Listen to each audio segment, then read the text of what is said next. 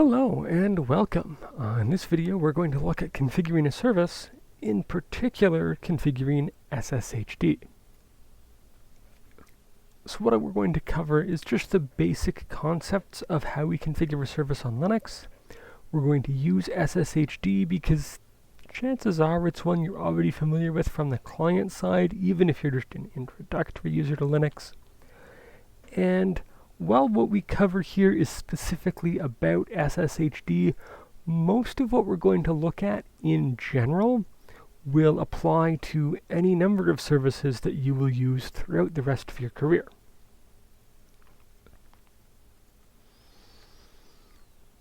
As a system administrator, one of the jobs we're going to be responsible for is, well, setting up a network. And once it's set up, a part of that is maintaining that network, keeping it up and running, and any of the machines and services that are part of that network. So this is going to include monitoring, troubleshooting for issues, fixing issues when they arise, and even if we're not dedicated security admins, doing some work to maintain network security, so we're not causing problems for the security admins.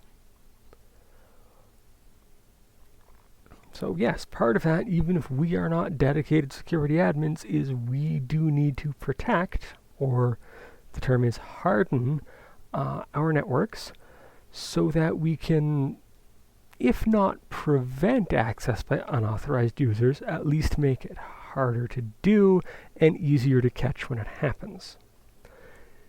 So whether that be from hackers, corporate espionage, scams, there are people who are going to try to break into your network, going to try to gain access they're not supposed to have. So we have to be careful about what of our network we expose to the internet. So this process of hardening a system can range from doing things like running an intrusion detection system, which I'm not a security admin, that is not my place to talk about, monitoring and flagging suspicious activity. This is the kind of thing you can do somewhat by configuring your services and by monitoring logs to observe that suspicious activity. And something that we definitely will do as admins, implement security policies like running firewalls on our machines, like having SE Linux set to enforcing, like only running the services that we need to actually be running, only making them available to the people who are supposed to actually have access to them. To simple physical security things like setting up a locked screensaver on a workstation, so if somebody walks away from their machine for 5 minutes and forgets to hit that lock screen button, the machine will automatically do it for them reasonably quickly.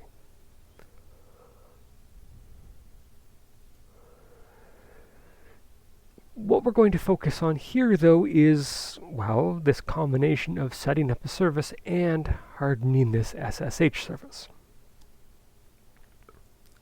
The reason we do this is because this SSH service is one of, if not the most common way you're going to be communicating between machines. It's this cryptographic protocol that allows us to take services that themselves are unsecure, and transmit that traffic across a network using this SSH protocol so that that traffic is encrypted and theoretically can't be monitored or intercepted by someone.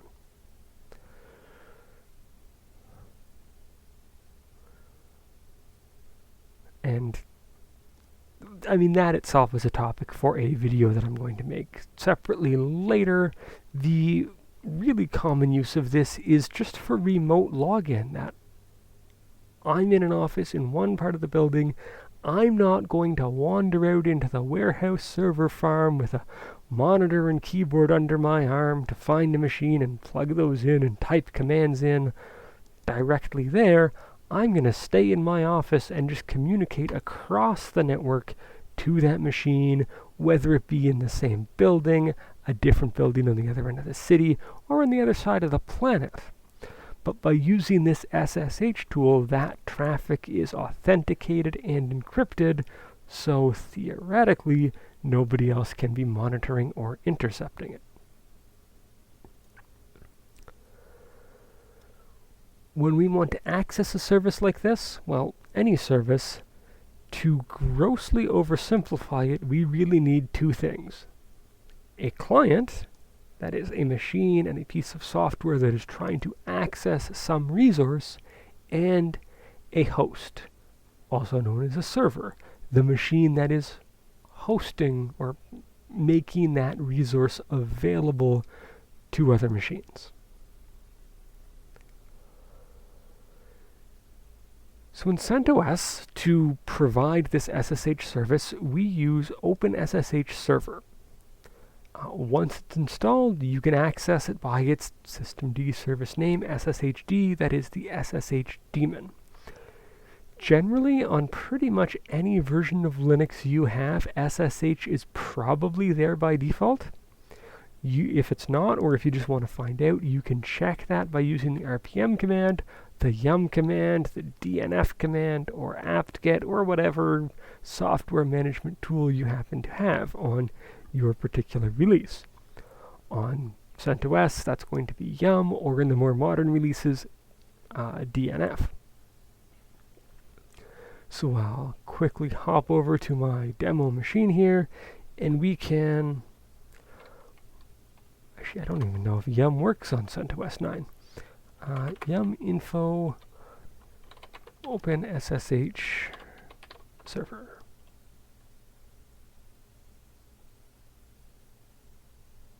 Okay, it does. It is in the background redirecting to this DNF tool, which is the replacement for yum. But if you're not getting familiar with DNF, now's probably a good time to start.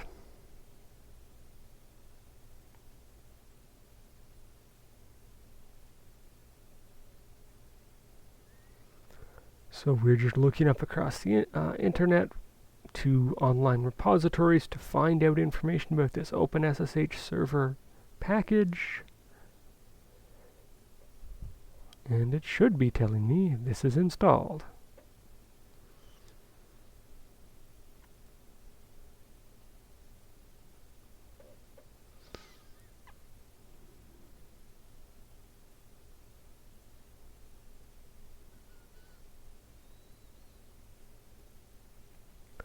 Okay, rather than sit here in silence, I'm just going to pause the video for a moment. No, maybe? There it is. Okay, as soon as I threaten pausing, it works. So this tells us about the package that is indeed installed on my machine, OpenSSH Server. It's an open source SSH server daemon. There's the actual RPM that represents it, some information about its release, and a description. It's a free version of the SSH shell, and this package contains the daemon, that is, the thing that allows clients to remotely connect to our server. If this wasn't telling me this was installed for some reason, I could use yum or dnf or whatever appropriate tool to install it. And this finally brings us to actually configuring a service. And we're going to do things here that are specific to SSH, but the general process of what we're doing is going to apply to pretty much any server you ever work with. We'll need the package installed. We've done that. We will, either by reading documentation or by talking to another admin or having somebody tell you this is where the configuration file is, you will find one or more configuration files for that server. That is, files that control its behavior. You will go into that configuration and you will modify one or more settings that control its behavior. And once that's done, we will need to run a command to tell the system to reread its configuration so it actually starts using those changes we've made. And one last thing there, we will need to test it out to make sure it works. I cannot count the number of times my students have run into this where they make a change, they found the configuration file, they looked up the parameter, they changed the parameter, they hit save, they restarted the service, but they don't take the extra minute to double check that it works. So they miss the fact that maybe there was a typo, maybe that's not the current parameter, maybe the documentation they read was for a different release of Linux. Whatever. You have to test what you do to make sure that it actually works.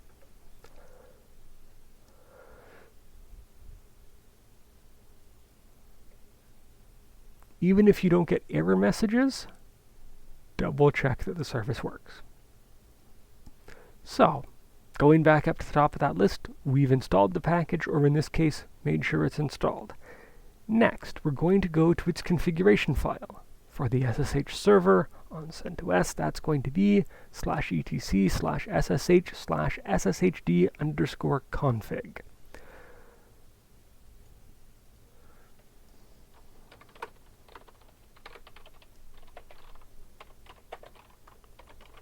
So I'll VI that. And this is a pretty typical example of a configuration file. There are lots of these lines that begin with this character. Depending on who you talk to, that's either an octothorpe, a £, or a hashtag. Regardless of what it is, it indicates that this line, everything from here until the end of the line, is a comment. It is there for other admins to read, but the system itself is going to ignore that. You'll see this a lot in configuration files, that there may be a couple of sentences, there may be places where it's telling you to look at a man page for more information, there may be URLs for online configuration, and there will typically be sentences or paragraphs describing how this file works, parameters that you can change. In some cases, there will be multiple copies of a parameter, most of them commented out and one left in there, so you've got an example of how it works and examples of other ways that it could be set. In this case, the first few in this file, these are actually all default values, but they've left them here commented out so you can see what the default value is, and if we wanted to change it, it will be really easy to do so.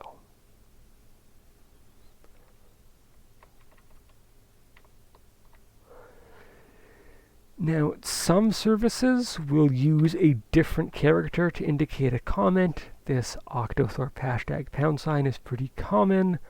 Some other services, named in particular, use semicolons. So just double check the configuration for the service you happen to be working with. The exact way that parameters are written does change a little bit with servers, or services, pardon me. Some of them use a space like this, some use an equal sign. For some of them it must be parameter equals value with no equal sign. Some of them you must put in a, not without a, why is it not letting me insert? There we go. What I meant was sometimes without, some of them use the equal sign with no spaces, some of them require one space around the equal sign, so just double check the documentation for the service you're working with. In the case of this service, it's just a space. Some services group parameters together logically, some of them it's just effectively a list of variables and they're reasonably independent of each other, so the order doesn't necessarily matter. I haven't made a change, but we'll assume I did. Once we make a change to our service, we need to take a step to make the system reread its configuration to adopt those changes. There are a small number of services out there where we theoretically can skip this step. They have it set up that if you change the configuration file, it automatically rereads itself, but there aren't many that do that. Generally, you have to tell the system, I have modified this service, force it to reread its configuration. And we can do that using the systemctl command. So systemctl restart whatever service, in this case sshd. There's a few other things you could do with systemctl aside from that to force it to reread configuration. They're a bit more advanced. I'm not going to go into them here, but I will eventually do another video about that. And of course, as I mentioned, once we've made that change and restarted the service, test it out. Make sure that it's working correctly. Chances are, especially for a new admin, and I see this in my students all the time, if you're getting an error message, it's almost certainly a typo. That, there's a space in the wrong spot, or you forgot a semicolon, or you misspelled some obscure word. Common problem, happens to all of us, so it's the first thing you should be checking for, and fortunately enough, a lot of services, when you check their status, if they recognize something is wrong, they will tell you the line number where that thing went wrong. So read those log messages. Now, specifically sshd, this is a service that is allowing people to remotely connect to our machine, and if you quickly read the parameters that were shown in there, this is listening on any interface this machine has. It is not limiting the IP address of who's allowed to connect, and as I mentioned, you can pretty much bet any version of Linux you're encountering has sshd and it's running. So this is a known way to try to break into a machine because, well, it allows that remote access. So there are some nice simple things that we can do to make it harder for somebody to break into our machine. It won't necessarily permanently stop somebody, but it will slow them down. Maybe they move on to an easier target, or in the time that we're slowing them down, they then do something that catches the attention of our security admins, who can take a more dedicated role in blocking that access. So a simple thing that we can do is limit who's allowed to actually SSH to our machine.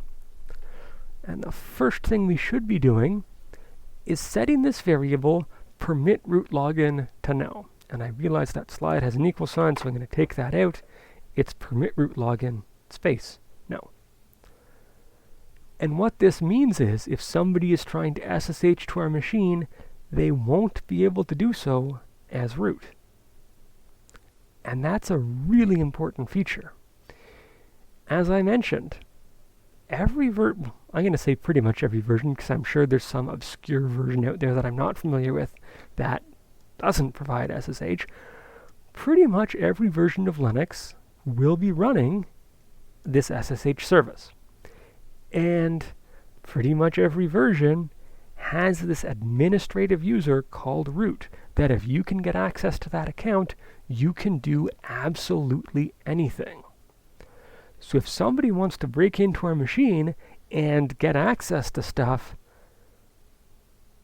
that's the account to try to break into. You already know what it's called, and you know if you break in, you can do anything. So this would require just, well, either obtaining the password, which is probably the more realistic option, or brute force attacking it. But we can block both of those. I'm going to head over to my demo 2 machine right now, and if I say ssh root at demo, I should be able to get in.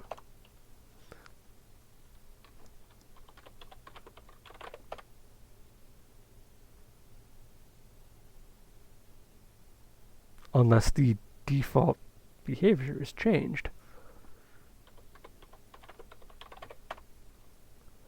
I should have tested this before I started the video.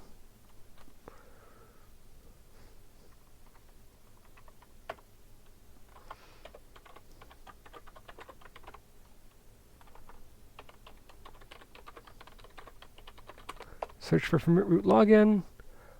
Oh, indeed, the default behavior is changed. This is nice.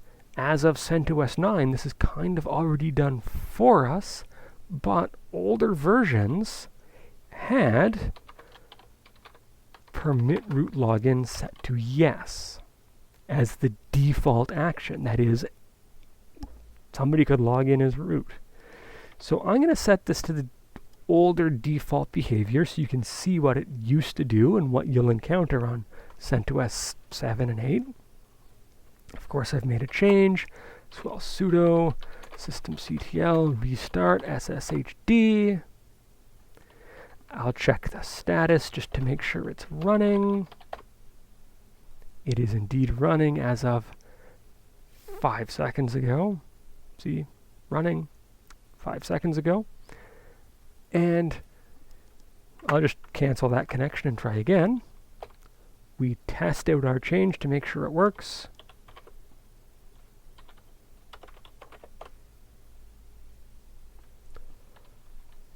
And yeah, I have access as root, which is what we absolutely do not want. So what we would do, well, number one would be you don't undermine security like I did by setting permit root login to yes.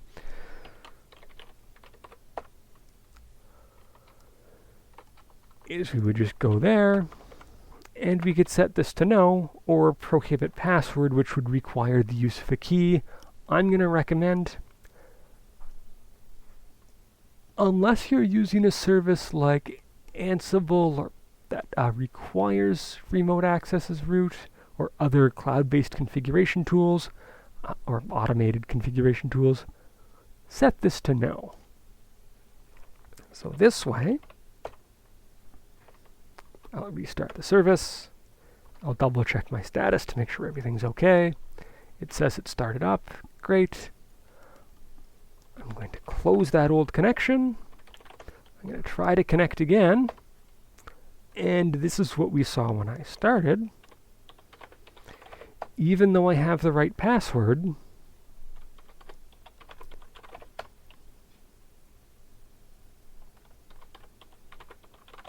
it's not going to let me in. Root is not allowed to log in remotely. But my other users, say if I just try to log in as an admin, I may have mistyped my password there, but apparently not. I can log in, and then I can use su to become root, or more appropriately, sudo to gain administrative privileges to do whatever task it is that I need to do. I just can't directly log in as root. So that's a major step to securing my machine. Now if somebody wants to gain access, they need to find a username, the password for that user, and they need to hope that that user has administrative access, sudo access, to run whatever command it is that they're trying to run.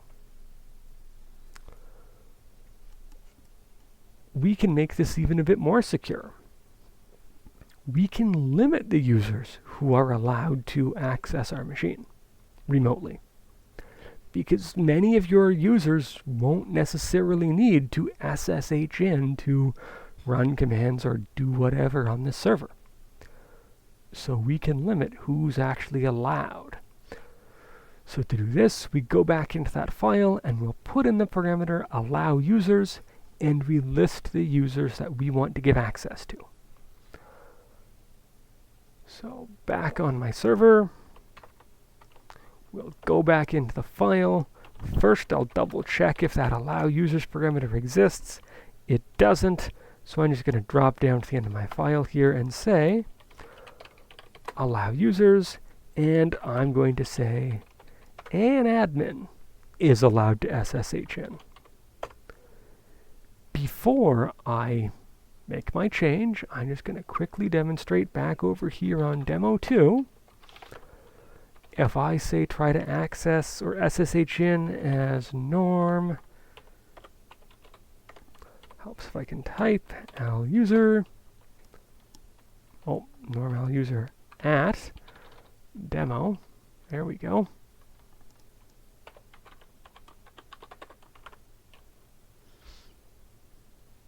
right now, Norm is allowed to log in.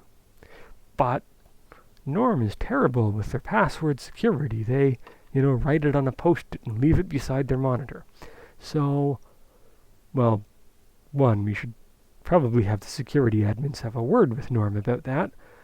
But barring that, until they do that, we can limit their access to SSH to other machines. So back over here on the server, I made that change that said an admin or whatever other users, a space-separated list, are the only people allowed to access or connect to this machine using SSH. I restart my service. I check the status. I mean, no errors was good news, but we should check the status just to make sure. And then we'll go to our client machine. I'll try to SSH again. And even though I have the right password,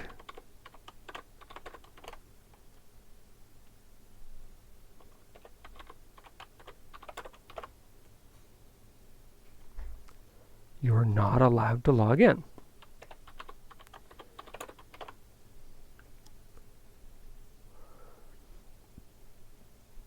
Fantastic. Now we can limit that only the people who actually need remote access have it. I'm going to point out a common error that I see my students make all the time. If they, need to have multiple users allowed, I commonly see my students do things like make another allow users parameter. I'll put myself in there. Restart the service. Check the status. I'm slightly surprised it's not complaining about multiple copies of the same parameter. Let's see if it will still let an admin log in.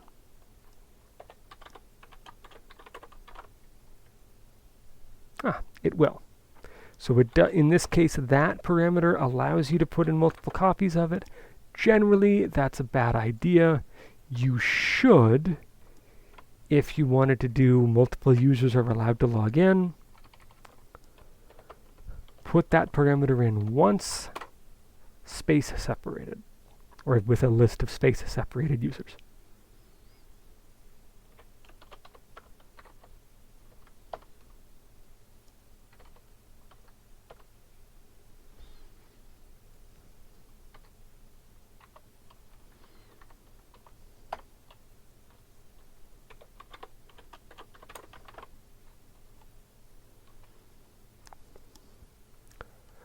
Now, there was something on the slide here about typos.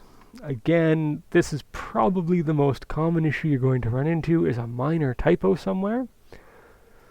Fortunately enough, most services are getting really, really helpful about this. Maybe if we go down here and I accidentally said, I only want an admin to log in, so I'm going to say allow user. Does that work? Well, when we restart the service, most services will give us some immediate error that, wait a second, this process exited with an error code, something went wrong, you should check it out by running systemctl status, that service.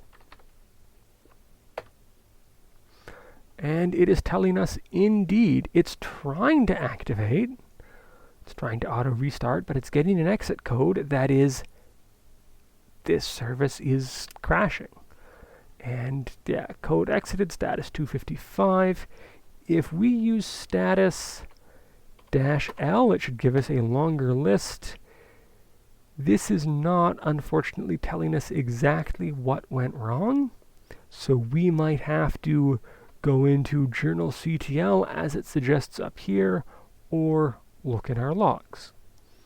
So we could, sudo, because regular users don't get access to logs, tail, maybe 30 lines of /var log messages. I'm going to use the logs here as opposed to the journalctl service. It's a little bit more complicated, and I'm sure I could do whole videos just on it. Whereas quickly looking in a log, we can see, as of today at 5:10 and 13 seconds, that's pretty recent, it was trying to start up this service, and line 133, bad configuration, allow user, and sshd config terminating one bad configuration option. So there's these very helpful log messages that are telling us the exact line where the issue is, and in this case, here's the variable that, or parameter, that this service doesn't understand. And sure enough, it's a typo that I deliberately put in there several minutes ago. So we can go there, 133, capital G. Oh, allow user. That's supposed to be allow users, even if there's only one. Save that. Restart the service. Hey, we don't get the pop-up saying there's an error. We check our status. It now shows up that it is active and running as of about 4 seconds ago, pardon me.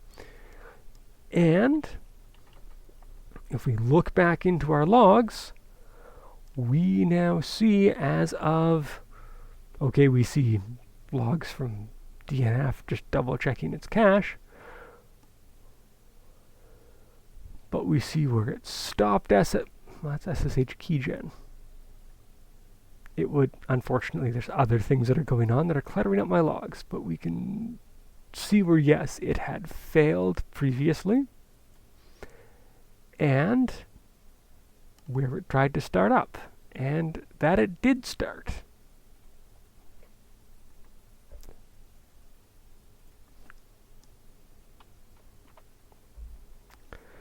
So what we've looked at in this lesson is, specifically some changes that we can make to SSHD to make it a bit more secure in our network.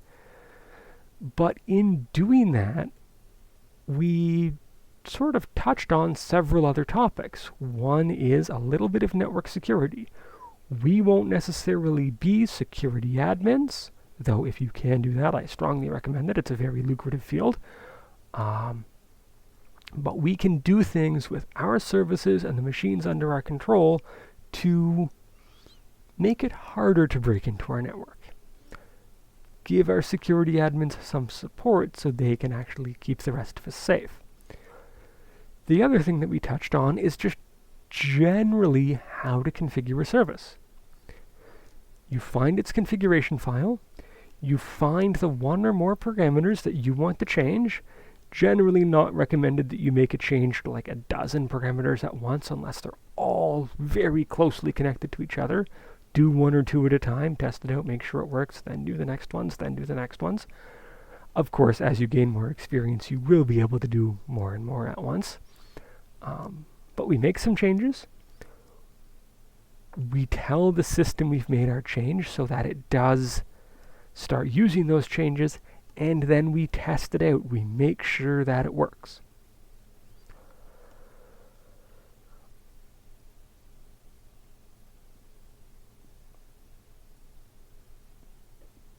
So this will be very useful to you with pretty much any service that you are ever going to configure. If you follow those steps, you will find you have a much easier time. And of course, if you run into problems, we've seen how you can check the status, how you can check the logs. The logs might be in a different place for a different service, but it's still the same basic idea of look in the logs where that service writes its information, read through it, see what it says is wrong. Now in this case I already knew what was wrong. In a more obscure case, you might be reading some documentation. You might be going online to find help with what that exact error message means, but it's still much of the same process. So, thank you, and I will see you in the next video.